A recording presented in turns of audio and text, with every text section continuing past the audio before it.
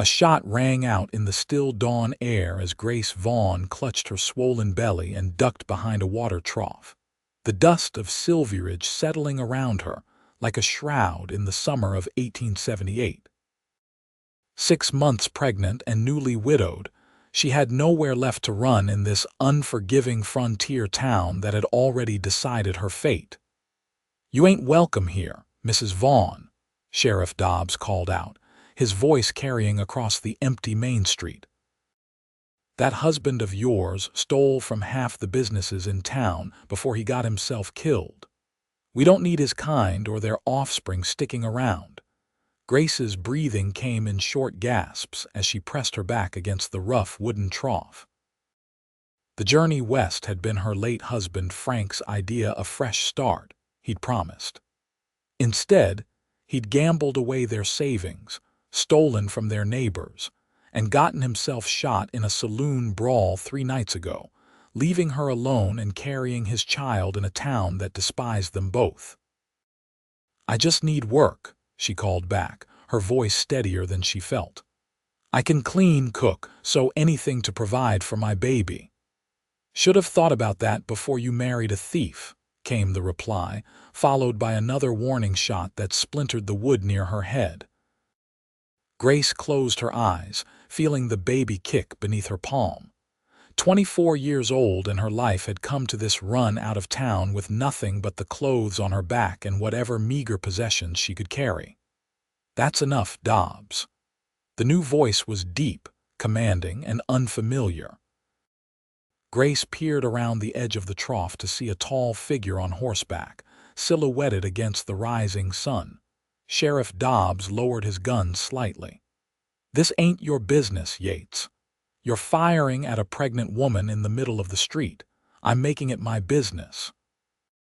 The rider dismounted in one fluid motion, and Grace got her first clear look at him, tall and broad-shouldered, with sun-weathered skin and dark hair that curled slightly beneath a well-worn hat. He wore no badge, just simple work clothes with a gun belt strapped low on his hips. "That's Yates Tucker," whispered a woman who had ventured onto her porch to watch the commotion. "The rancher from Broken Rock. They say he's killed more men than smallpox." Grace felt her heart sink. She'd escaped one dangerous man only to find herself caught between 2 others. "Mrs. Vaughn has until sundown to clear out," Sheriff Dobbs insisted, holstering his weapon. "Town council's decision. Her husband robbed the general store, the blacksmith, and the doctor's office before justice caught up with him." Yates Tucker looked down at Grace, his expression unreadable beneath the shadow of his hat. "And what did she rob? She's his wife. Same difference." "Not by any law I know." The sheriff spat in the dirt. "You defending her, Tucker?" "Because if you are, you can take her with you when you ride out. Save us the trouble of escorting her to the territory line." To Grace's surprise, Tucker nodded. "Fine. I could use help at the ranch anyway. My housekeeper left last month." A murmur rippled through the small crowd that had gathered. Grace stared up at the stranger, unsure if she had just been saved or condemned to something worse. "You can't be serious," she said, pushing herself up from behind the trough. "I don't even know you." Tucker shrugged. "You don't know the territorial line either, madam, but that's your only other option from what I gather."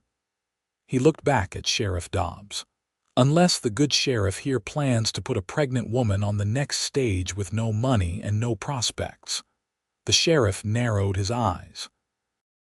"You always did have a soft spot for strays, Tucker. But mark my words," he pointed at Grace. "That woman comes from bad stock, married bad stock, and carries bad stock. You'll regret taking her in." "I'll take my chances," Tucker replied evenly. He turned to Grace. "I've got supplies to pick up. Meet me at the Mercantile in an hour if you're coming. Bring whatever you can carry." Before she could respond, he had remounted his horse and ridden toward the general store, leaving Grace standing in the street with the hostile stares of townspeople boring into her from all sides. "You heard him," the sheriff said. You've got an hour to get your things and get out of my town." Grace returned to the tiny rented room where she'd been staying since Frank's death. The landlady watched her pack with undisguised contempt, clearly relieved to be rid of her. "They say that Tucker man is dangerous," the woman offered as Grace folded her spare dress into a small bundle. "Lives all alone on that big ranch of his. No one knows much about him. And yet he's shown me more kindness in 5 minutes than this entire town has in 6 months," Grace replied, tying the bundle closed. The landlady sniffed. "Don't say I didn't warn you. Men like that don't take in pregnant widows out of the goodness of their hearts." Grace paused, her hand instinctively moving to her stomach. "What choice do I have?"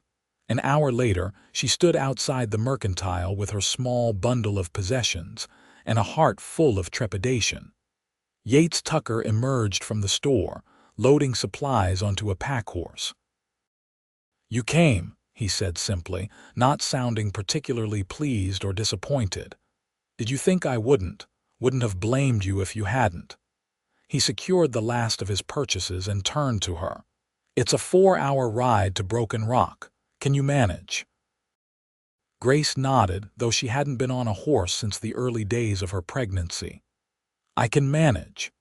Tucker studied her for a moment, then adjusted the saddle on his own horse. "You'll ride with me, safer that way." Before she could protest, he had taken her bundle and tied it to the pack horse. Then, with surprising gentleness, he helped her mount before swinging up behind her.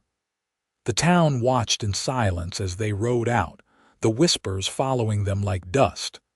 "You shouldn't have gotten involved," Grace said once Silverridge had disappeared behind them. "Now they'll think poorly of you too." Tucker's laugh was short and without humor. "Mrs. Vaughn, they've thought poorly of me for years. One more reason won't make a difference." They rode in silence for a while, the rhythm of the horse soothing despite the awkwardness of sharing a saddle with a stranger. The landscape opened up around them, rolling hills giving way to rugged plateaus and scattered pine forests. "Why did you help me?" Grace finally asked. There was a long pause before he answered. "I don't much care for bullies, or for men who'd threaten a woman carrying a child." "That's it. A sense of justice. Is that so hard to believe?" Grace thought about the whispers, about the warning the landlady had given her. "The town seems to think you're dangerous." "The town thinks a lot of things." His voice remained neutral. "They'll tell you I've killed men, that I'm running from something, that I'm hiding out at Broken Rock because I can't show my face elsewhere. And have you killed men?" His arms tensed slightly around her. "Yes, in the war and after when I had to, never without cause." Grace nodded, oddly comforted by his honesty. "I suppose we're both outcasts now. There are worse things to be." The sun was beginning its descent when they crested a ridge, and Grace caught her first glimpse of Broken Rock Ranch. Unlike the grand estates she'd imagined, it was modest but well-kept, a main house built of timber and stone, a large barn, corrals, and a bunkhouse, all nestled in a valley protected by rocky cliffs on one side and bordered by a creek on the other. "It's beautiful," she said, genuinely surprised. "It's isolated," Tucker corrected. 15 miles to town in good weather, twice that when the creek floods. The men sleep in the bunkhouse. There's 4 of them working for me. You'll have the guest room in the main house." "And what exactly will my duties be, Mr. Tucker?" He guided the horse down the slope toward the ranch. "Cooking, cleaning, mending, whatever you feel up to in your condition. When the baby comes, we'll figure something else out. And after the baby is born, when I'm recovered," Tucker was quiet for a moment, "that's up to you. I won't hold you here if you want to move on." As they approached the ranch, 2 men emerged from the barn, watching them with undisguised curiosity. Tucker dismounted first, then reached up to help Grace down. Her legs were stiff from the long ride, and she stumbled slightly as her feet touched the ground. "Boss, One of the men stepped forward, eyeing Grace with suspicion. "Everything all right? This is Mrs. Vaughn," Tucker said, his tone making it clear he wasn't offering explanations. "She'll be taking over housekeeping duties. Mrs. Vaughn, this is Jim Fenton, my foreman, and Ellie Cooper." Both men touched the brims of their hats in greeting, though their expressions remained wary. "Madam," Jim said, his gaze dropping to her protruding belly before returning to Tucker with a questioning look. "Get her things to the guest room," Tucker instructed, ignoring the unspoken question. "And tell Miguel to hold dinner until 7. Mrs. Vaughn will need time to settle in." Grace followed Tucker into the main house, struck by the contrast between its rugged exterior and surprisingly comfortable interior. The furniture was simple but solid, the rooms clean and well-ordered. "Previous housekeeper kept things in good shape," Tucker explained, leading her through a central living area to a hallway. "My room's at the end. Yours is here." He pushed open a door to reveal a modest but comfortable bedroom with a window overlooking the creek. "Thank you," Grace said, suddenly overwhelmed by the day's events. "I don't understand why you're doing this, but I'm grateful." Tucker studied her for a moment. "Get some rest, Mrs. Vaughn. We can talk more at dinner." Left alone, Grace sank onto the bed, one hand resting protectively over her belly. "What have I gotten us into?" she whispered to her unborn child. Outside, she could hear the normal sounds of ranch life continuing, men calling to each other, livestock being moved, the distant sound of hammering from the barn, for better or worse. This was her home now, at least, until she could figure out what came next. The weeks that followed settled into an unexpected rhythm. Despite her condition, Grace found satisfaction in bringing order to the household, cooking meals that the ranch hands devoured with appreciation, mending clothes torn from hard work, keeping the main house in good repair. Tucker himself was rarely present during daylight hours, leaving at dawn and often returning after dark, consumed by the endless tasks of running the ranch. When their paths did cross, he was unfailingly polite but distant, answering her questions directly but volunteering little about himself. The ranch hands, initially skeptical, gradually warmed to her presence, particularly after she baked her first batch of apple pies using fruit from the small orchard behind the house. "The boss ain't much for talking," Jim told her one evening as she served coffee on the porch where the men sometimes gathered after dinner. "Been that way since he came back from the war, but he's fair. Best man I ever worked for. How long has he owned Broken Rock?" Grace asked, careful to keep her tone casual. "Going on 8 years now. Place was falling apart when he bought it. Previous owner let it go to ruin after his sons died at Shiloh." "Tucker fought in the war too," Jim nodded, looking toward the corral where Tucker was working with a young horse. "Cavalry. Don't know much beyond that. He don't talk about those days." As her pregnancy advanced, Grace found herself growing increasingly curious about the taciturn man who had rescued her. Despite the town's warnings and his reputation, she had seen nothing but decency in his treatment of her and his men.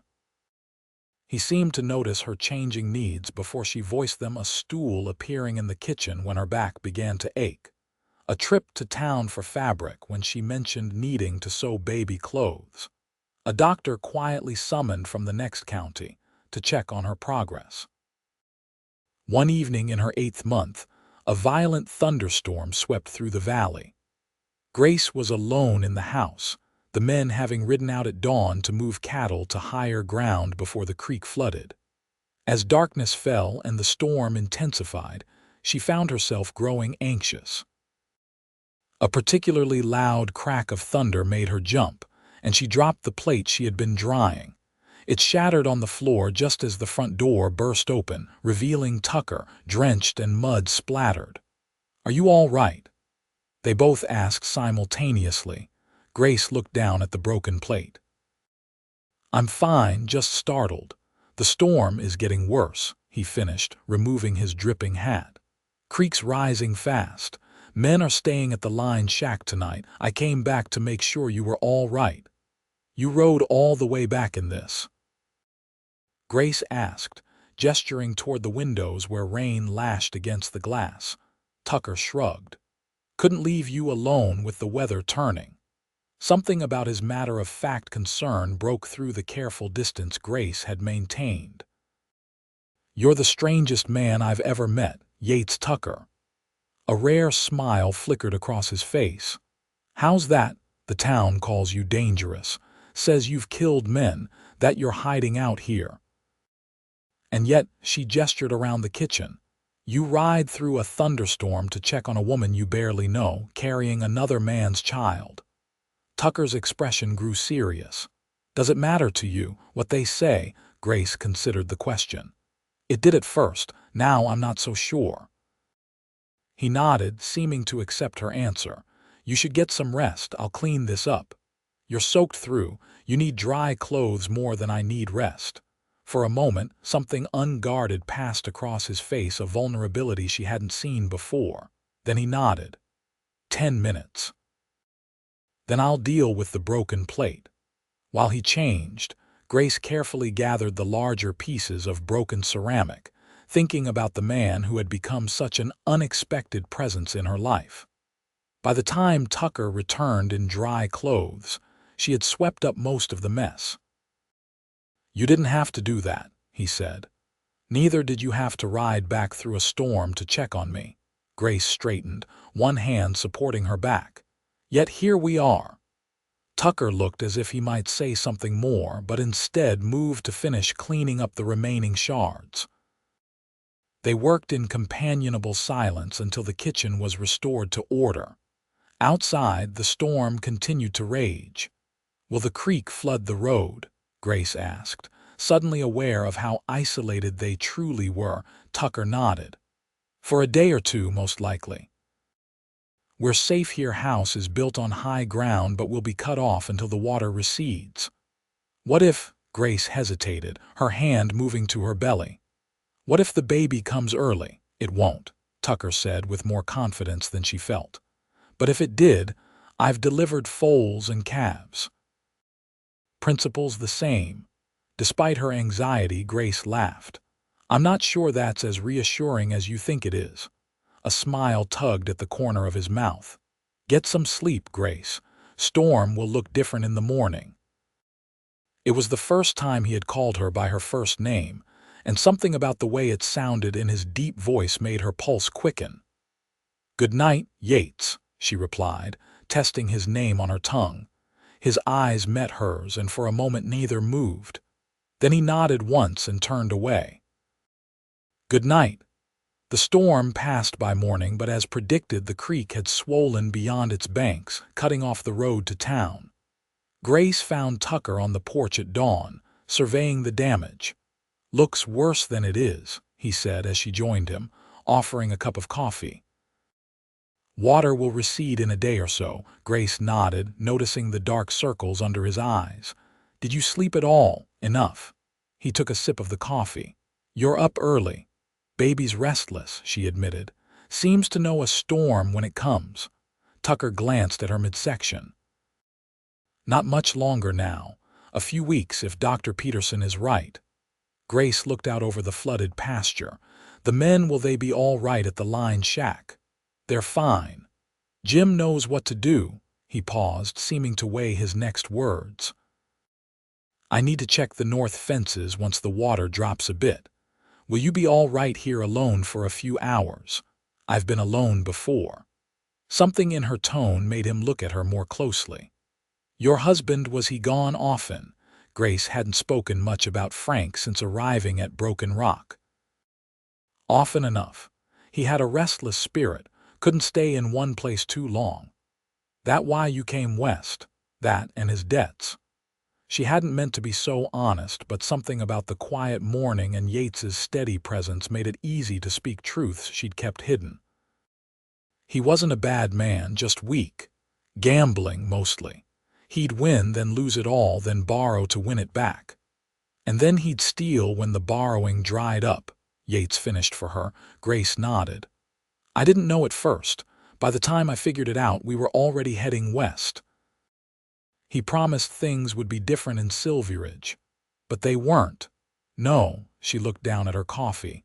I should have left him before. She gestured to her belly. We all have regrets, Yates said quietly, but that child isn't one you should carry. Grace looked up, surprised by the certainty in his voice. The town seemed to think differently. The town is wrong about a lot of things. The simple statement hung between them, carrying more weight than its words alone suggested. Thank you, Grace said finally, for everything you've done. Yates nodded, uncomfortable with the gratitude. I should check those fences. He handed her his empty cup and headed toward the barn, leaving Grace to wonder about the man who showed such kindness while working so hard to maintain his distance. The day passed slowly, with Grace using the forced isolation to prepare the house for the baby's arrival. She was arranging freshly washed linens in a drawer when a sharp pain gripped her abdomen, causing her to gasp and grab the edge of the dresser for support. Too early, she whispered as the pain subsided. Much too early. But within an hour, another pain came and then another, each stronger than the last. By late afternoon, there was no denying what was happening. The baby was coming 3 weeks ahead of Dr. Peterson's prediction. With the road to town flooded and no help in sight, Grace had just managed to make it to her bed when she heard Yates return. She called out, her voice strained, and moments later he appeared in her doorway, his expression changing from questioning to alarm as he took in her condition. "The baby?" he asked, though the answer was obvious. Grace nodded, gritting her teeth through another contraction. "Bad timing, it seems." Yates removed his hat, revealing an uncertainty she hadn't seen in him before. "I'll ride for the doctor. The creek, I'll find a way across." "There isn't time," Grace said, gasping as another contraction hit. "This is happening now." For a moment, Yates looked genuinely frightened, an expression so at odds with his usual stoic demeanor that Grace might have laughed if she weren't in such pain. "I meant what I said about delivering foals," he said finally, rolling up his sleeves. "And I've seen birth before. In the war, when we were camped near civilian settlements." "That's slightly more reassuring," Grace managed between breaths. What followed was a night that would forever bind them together. Yates proved to be calm and capable, his large hands surprisingly gentle as he helped Grace through the increasingly difficult labor. He boiled water, prepared clean cloths, and spoke to her in a steady voice that became her anchor through waves of pain. "You're doing fine," he assured her as dawn approached and her strength began to wane. "Baby's moving down like it should, not much longer now." "I can't," Grace whispered, exhaustion overwhelming her. "I'm not strong enough." Yates took her hand, his calloused palm warm against her skin. "You're the strongest woman I've ever known, Grace Vaughn. Now push." With a final, tremendous effort, Grace brought her child into the world, a daughter, small but perfect, with a healthy cry that filled the room. Yates cleaned and wrapped the infant with efficiency that belied his earlier nervousness, then placed her in Grace's trembling arms. "She's beautiful," he said, his voice thick with an emotion Grace had never heard from him before. Grace looked down at her daughter's tiny face, overwhelmed by love and relief. "She is, isn't she? What will you call her?" Grace hadn't given much thought to names, half convinced she wouldn't survive to use one. Now, looking at the miracle in her arms and the man who had helped bring her safely into the world, she knew. "Hope," she said. "Her name is Hope." Yates nodded, a rare smile softening his features. "It suits her." He brushed a gentle finger over the baby's downy head.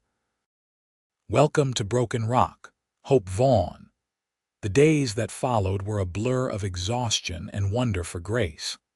Yates rode out as soon as the creek receded enough to cross, returning with Dr. Peterson, who pronounced both mother and child healthy despite the early arrival and difficult circumstances. "You did well, Tucker," the doctor said as he packed up his bag. "Not many men could have handled that situation so capably." Yates shrugged off the praise. "Grace did the hard part." Dr. Peterson glanced between them, a knowing look in his eyes. "Indeed." "Well, I'll be back to check on them in a week. Until then, keep doing whatever you're doing." Word of Hope's birth spread quickly, and to Grace's surprise, several women from ranches near Broken Rock arrived in the following days, bringing baby clothes, food, and offers of help. None mentioned her status as a widow or the circumstances that had brought her to Yates's ranch. Instead, they welcomed her as one of their own, a frontier woman who had faced hardship and survived. Yates kept his distance during these visits, burying himself in ranch work. But in the evenings, when the house was quiet, he would sit with Grace while she nursed Hope, sometimes reading aloud from one of the books in his small collection, other times simply keeping silent company. "You don't have to stay," Grace told him one evening, 2 weeks after Hope's birth. "I'm sure you have more important things to do than watch a woman feed her child." Yates looked up from the book he'd been reading. "Do you want me to go?" The question caught her off guard. "No," she admitted. "I don't." He nodded as if her answer had confirmed something for him. "Then I'll stay."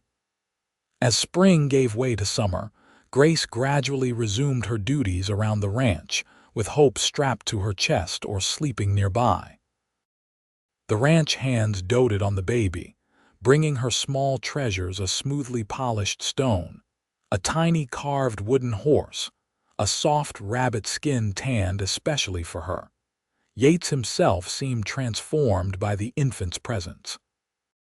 Grace often found him speaking softly to Hope when he thought no one was watching, telling her about the ranch, the horses, the changing seasons. The reserve he maintained with others melted away entirely when he held the baby, his face softening in a way that made Grace's heart ache with an emotion she wasn't ready to name. One evening in late summer, as they sat on the porch watching the sunset, Hope sleeping contentedly in a basket between them, Grace finally asked the question that had been on her mind for months. "Why did the town really warn me about you?" Yates was quiet for so long that she thought he might not answer. Finally, he sighed. "Because 8 years ago I killed 3 men in Silverridge." Grace waited, knowing there must be more to the story. "They were deserters from my cavalry unit," he continued, his voice low. "During the war, they'd used the chaos as cover to rob and murder civilians we were supposed to be protecting. I reported them, but in the confusion of those last months, nothing was done." He looked out at the darkening landscape, his profile sharp against the fading light. "After the war, I tracked them here. They'd set themselves up as respectable businessmen, using money stolen from the dead. I confronted them, meaning only to bring them to justice. It didn't go as planned." "They attacked you," Grace guessed. Yates nodded. "All 3 drew on me. I was faster." He glanced at her. "The town never knew what they'd done during the war. To them, I was just a stranger who gunned down 3 prominent citizens. So why stay? Why buy land so close to a place that hates you?" "Because this land was what I dreamed of during the worst of the fighting. Somewhere quiet, somewhere I could build something instead of destroying." He looked down at Hope. The town's hatred seemed a small price to pay. Grace reached out, covering his hand with hers. "Thank you for telling me." He turned his hand, interlacing their fingers. "You deserve to know who you're living with." The simple gesture and his words sent a warmth through Grace that had nothing to do with the summer evening. "I know who I'm living with," she said softly. "A good man, the kindest man I've ever known." Yates's eyes met hers, and in them she saw a vulnerability that matched her own. Grace, I hope, stirred in her basket, whimpering slightly, and the moment broke as Grace reached to soothe her daughter. She's hungry, Grace said, lifting the baby to her chest. I should take her inside. Yates nodded, releasing her hand. Of course. The autumn brought cattle drives and busy days, with Yates often away from the ranch overseeing the movement of his herds to market. Grace found herself watching for his return each evening, Hope babbling excitedly whenever they heard the sound of hoofbeats in the yard. He'll be back soon, she would tell her daughter, unsure if she was reassuring the child or herself.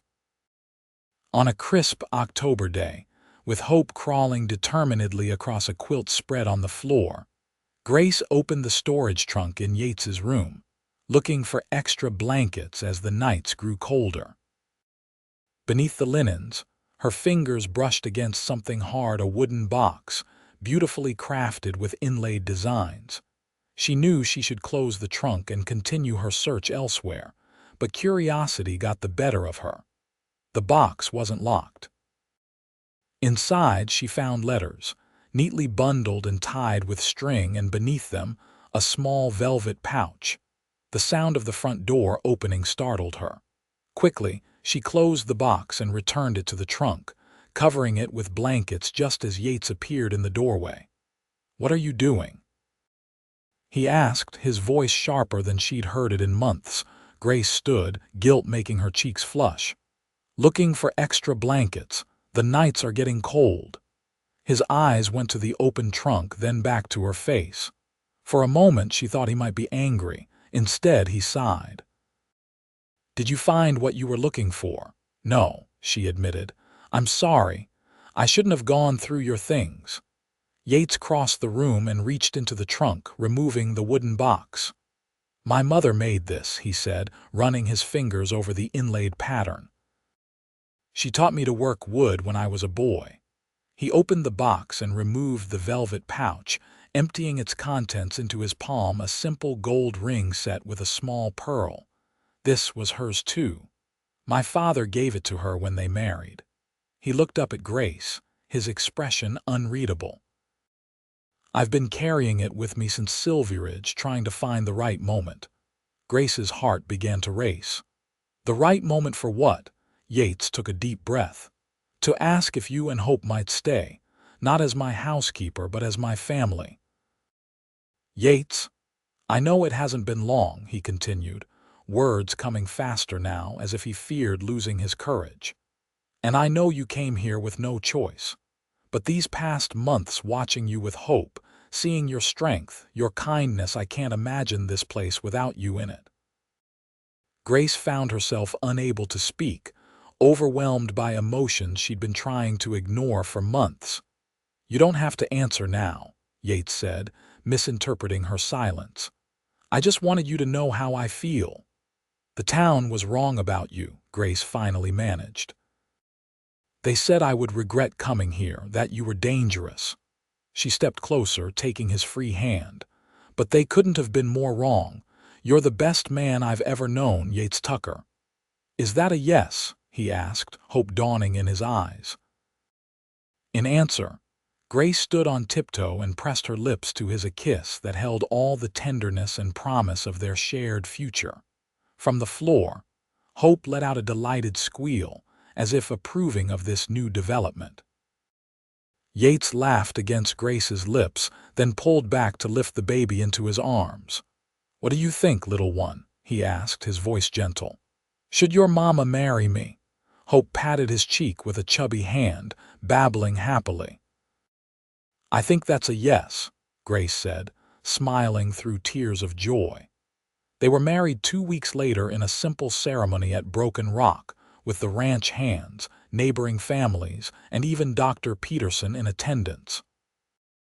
To Grace's surprise, several people from Silverridge came as well, including the new sheriff who had replaced Dobbs after a scandal involving missing tax money.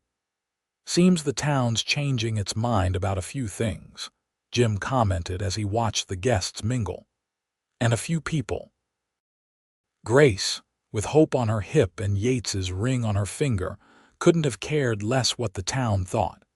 She had found her home and her family in the most unexpected of places.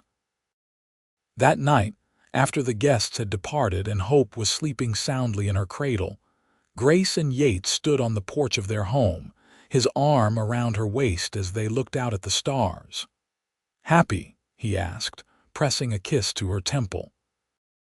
Grace leaned into his embrace, thinking of the journey that had brought her here, of loss and fear, of kindness and courage, of a man who had opened his home and his heart when she needed it most.